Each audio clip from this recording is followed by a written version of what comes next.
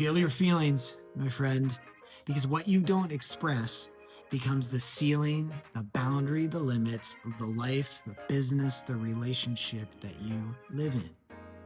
You cannot go beyond what you haven't yet expressed. It's as simple as that.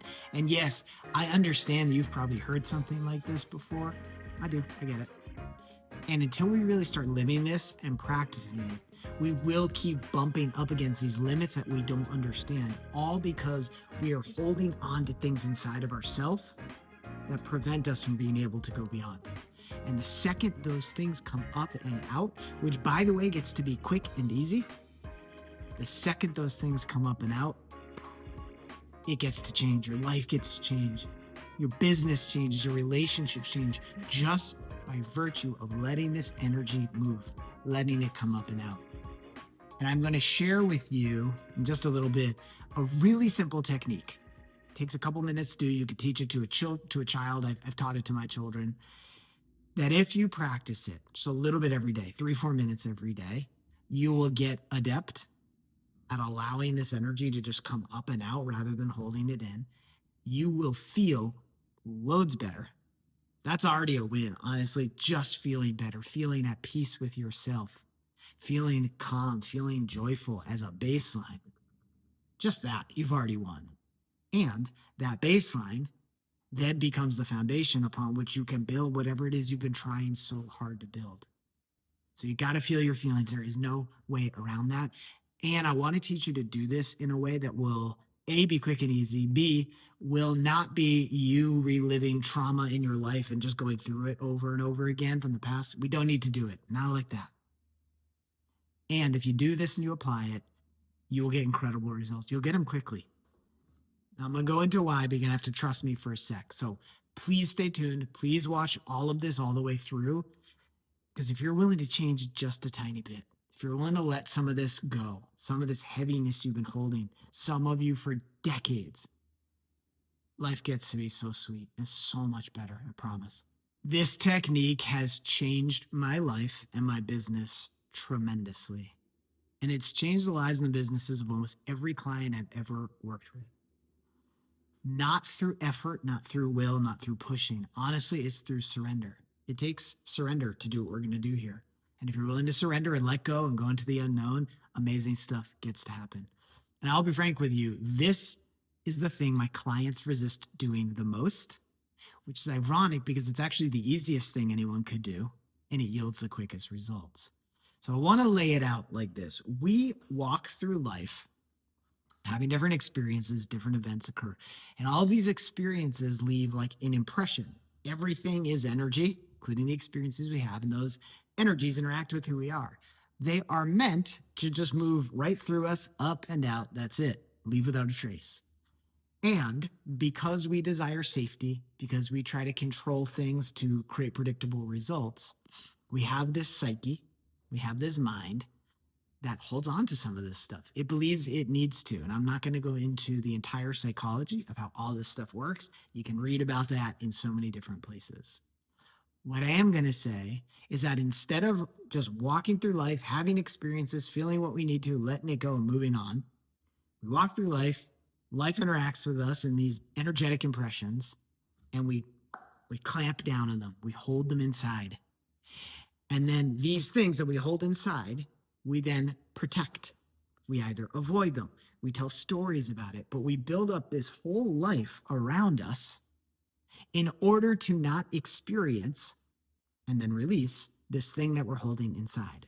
So like our entire life becomes about defending this thing and holding on to it, this thing that we didn't even want in the first place. But we hold on to it because we believe we need to. And we hold on to it because we believe it will be so painful to look at, to feel, and to let it go. The challenge is these things we hold on to, right, they become the lens through which we experience the world. We can only see things out in the world, including opportunities, that are in harmony with whatever it is we're holding on to inside of ourselves. So you can see the math here. It's pretty simple, right? Let's say you're holding on to grief. You then see the world through the lens of grief. Everything you see has to coincide with or match this story and fit this lens. That includes, let's say you want to build your business. You're holding on to this grief inside. You will only allow yourself to see opportunities to build a business that would be consistent with that grief experience, that grief narrative. And you can imagine that's not going to go so great. And what this means, right, very innocently, we don't realize we're doing this, but we're working so hard to create changes we want to see in our life, our business, our relationship. And we keep bumping up against these things that we don't understand and we can't see. And it's an incredibly frustrating and sometimes heartbreaking experience. So we go through life holding on to these things inside of us, these emotional experiences that create these ceilings we keep bumping into. And then we try harder and harder to break through, which will never work. You cannot do this by force. Then we feel exhausted, we feel burnt out, and worst of all, we feel despair. Like, I don't think this could ever change. And I will not co-sign on that. Not for myself, not for the people in my world, not for my clients, hopefully not for you either. So I think the biggest point here is that when we're unwilling to feel what it is we need to feel so we can just let it go, move on, we create an emotional loop that then recreates circumstances that sort of match that emotional loop or that emotional language. And we just keep recreating it over and over and over. And the harder we try to bust out, the farther we get from the thing that would actually bust us out, because the more we feel like we need to protect it. So it's like being in this maze that the harder you try to get out of, the farther away from the exit you get. And we can do one simple thing that would obliterate the maze almost instantaneously, and you go free. Getting out of that maze, going beyond that maze, that's what we're intended to do. Life wants to expand. Life wants to move through you and fulfill you and create more abundance, demonstrate more prosperity, more life for life. That's what we're intended to do. We're intended to step out of this maze and go. In one of my favorite texts ever, someone said that God is talking about God, and they said that ever new joy is God, or God is ever new joy. So if that's the nature of God, and I resonate with that so deeply, that's the nature of us. That's what we're intended to experience. God creates in God's image. So ever new joy is the experience we're intended to be having. Now, that doesn't mean we're not going to go through ups and downs a little bit, but that should be like our baseline experience. That's what's available outside of these emotional loops, outside of these behavioral patterns, outside of these glass ceilings of belief. I want that for you because I know what it's like to feel so stuck in that. I also know what it's like to get out on the other side, and it's tremendous. And I want to read something to you that I love so much. I don't want to do it by memory because I want to make sure I get it, but one of the ancient names of God in the yogic tradition is Satchitananda, which translates as eternal conscious bliss. And it's said that if you want to be close to God, learn to be joyful. Again, this is God's nature. Joy, bliss, ever expanding bliss, ever expanding joy, ever expanding fulfillment. Because there's nothing working against us. There's nothing we don't get to have or be or do or experience. And again, I don't expect us to never have ups and downs in life. That's how we grow. That's how we learn. That's how we expand. What I'm saying, though, is we can go through these experiences still anchored in joy. Like, have you ever had that experience where some shit happens to you that you don't prefer, you don't want, but you just happen to be in that mindset, in that frame of mind where you're like, you know what? I'm still good. I'm still having a great day. This thing happened that I really don't prefer, but I'm still having a great day. I have clients say that sometimes to me, like when we start the call. How are you doing? How's your day? Great. And, this thing happened and this other thing happened, and I'm not psyched about that. And I'm great. My life is amazing. I'm grateful. So that's what we're aiming for. Like this fundamental, foundational experience of joy, bliss that expands.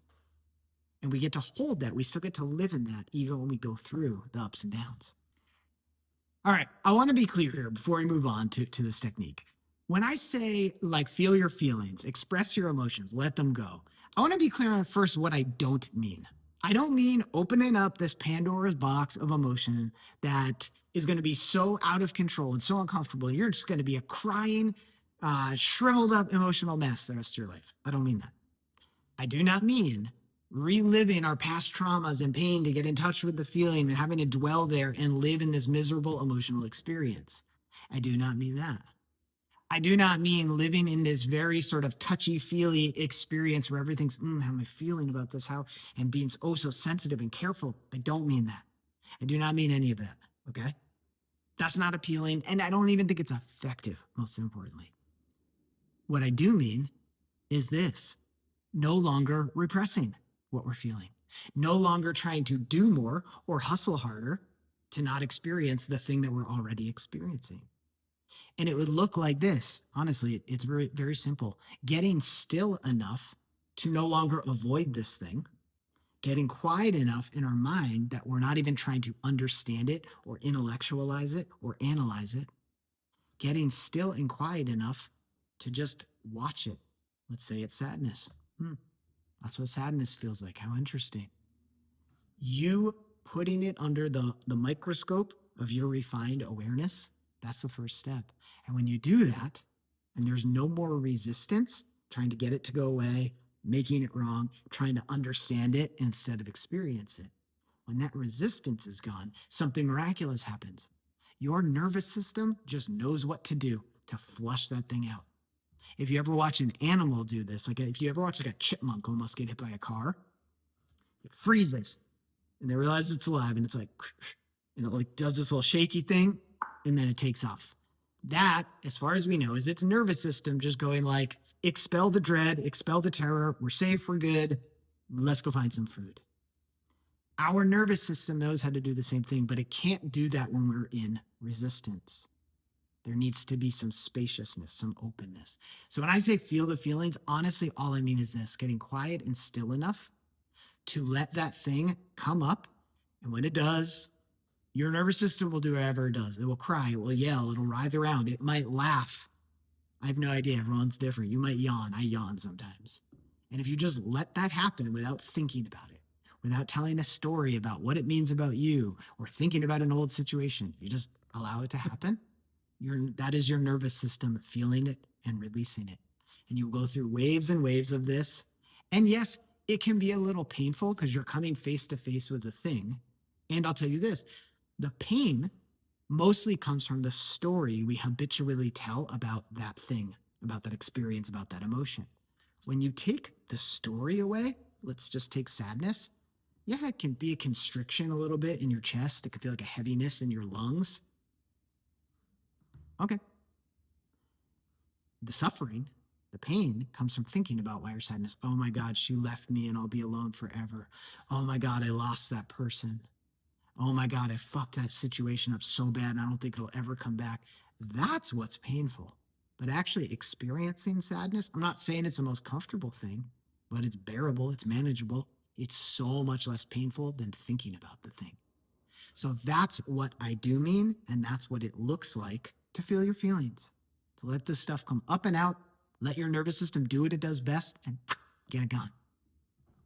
Okay, so here's the technique. One of my clients used to call this catch and release. You call it whatever you want. And very quick story about this. This, I'll say this. It came to me, let's say it like that, in a very, very challenging moment in my life. What I experienced as the dark night of the soul moment of my life just felt like everything had crumbled around me. I felt utterly alone, unlovable, worthless. It was rough. And this came to me sort of in like a flash of awareness, in a time when I had been crying myself to sleep for weeks. Literally, it was rough. We've all had our moments. I was having one, but this came to me. It wasn't intellectual. I didn't go, how can I solve this? It just came to me in a flash of awareness, and I just sort of heard like, feel the feeling with no story. It's like, okay, I can do that. So I felt what I was feeling, but I stopped thinking about it. I stopped going, oh, that means I'll be alone forever. That means nobody's ever going to love me. I'm so worthless. How am I going to rebuild? I just let all of that go. And I was like, what does this feel like? Ah, shit, it's a little tense in my gut. Okay. Ah, my lungs feel constricted. Okay. And I just kept breathing. And yeah, I did cry a little more. And about 3 or 4 minutes later, the tears stopped. I was like, oh my God, what? It was like the first relief I had felt in months. And I'm not saying I felt 100% better, but I felt significantly better. And I just started to refine this process. And I realized, like, oh my God, what I'm doing is actually letting this go. I'm actually releasing it so I can come back to that joy set point, that God set point. And what I further realized was the way I had been dealing with this was just recycling pain because I was thinking about it over and over and over. I was thinking about what it meant, what it was going to lead to, what my life was going to be like. And all that did was keep me feeling, recycling the pain rather than flushing it up and out. So here is the technique. It's so simple. Get quiet. I like to do it sitting, maybe do it lying down. I don't care, but sit, close your eyes, a couple of deep breaths, just get present with yourself. Let the story go. You're not thinking about what this means, what it's going to lead to, what happened, what's going to happen. None of that. You're just present with yourself. And so let's again say it's sadness. You just watch the sadness, observe it, feel it in your body. It doesn't mean anything. You're just watching it. And when you do that, right, you bring it in under the microscope of your awareness, and there is no longer resistance. You're just letting it be. How interesting. Just watching it. And when you do that, and you just breathe with it in maybe a minute, maybe 10 minutes, different for everybody, your nervous system will just do what it needs to do to start to release it. You'll yawn. You'll cry. Start stretching your body. You might yell. I don't know. It's different for everybody. But trust yourself, trust your nervous system, trust your body, and let it happen. Again, no story. It doesn't mean anything. The second you give it a story or a meaning, or you're thinking about it or analyzing it, all you're going to do is recycle it. Keep the mind out. If the mind needs something to do, let it observe what's going on with the feeling. Oh, that sadness is sitting in my lungs. Oh, now it's moving up my throat. Oh, look at that. I'm yawning. It can just be a commentator, okay? Let yourself do that. Let yourself go through the process. It might be a couple rounds. What you'll notice is at the end, you feel lighter. I'm not saying you're always going to feel amazing, but you will feel lighter. You'll feel better. And get in a practice of doing this. Do it as often as you need to. And when you do this over and over, you just get better and better at when you have an experience that you don't prefer, you let it move through you in the moment. You don't hold on to it. You cry, you yell, you do whatever in the moment, and then it doesn't get lodged in there. And I'll share with you very briefly a success story. I was just thinking about this. I have a long-term client who's amazing, has had a ton of success. And they're having a period that was slower, that was more challenging. They kept asking me, well, what do I need to do? Maybe it's my marketing that's off. Maybe it's my sales that's off. Kept looking to do something. I kept asking, like, will you come back to yourself? What needs to change within you? What is it that you are being asked to be aware of in yourself? And it took a couple months to really get there with um, this particular emotion or energy that this person was ready to let go of. And I remember the moment it happened. We finally did. We were on a call and just they were ready, and it opened up. And it wasn't this huge, massive, like earthquake of an experience, but we knew we got somewhere deep. And within a month of that, in 1 month, that person did their sales numbers from the entire previous year. They collapsed their sales, their annual sales, into their monthly sales. Can you imagine if your income went from what you usually make in a year to doing that in a month? They didn't work any harder. In fact, it was so much easier. It was the natural result of letting this stuff go and freeing up all this bandwidth, all this energy, again, to return to this God-centered state, this eternal, conscious, ever unfolding joy and bliss. That's where we naturally reside. That's where all this good is waiting for us. So I don't know exactly what this will create in your life. I do know it will create amazing things. It will create miracles for you in life, business, relationships. This is something to practice. It's something to utilize daily as often as you need to.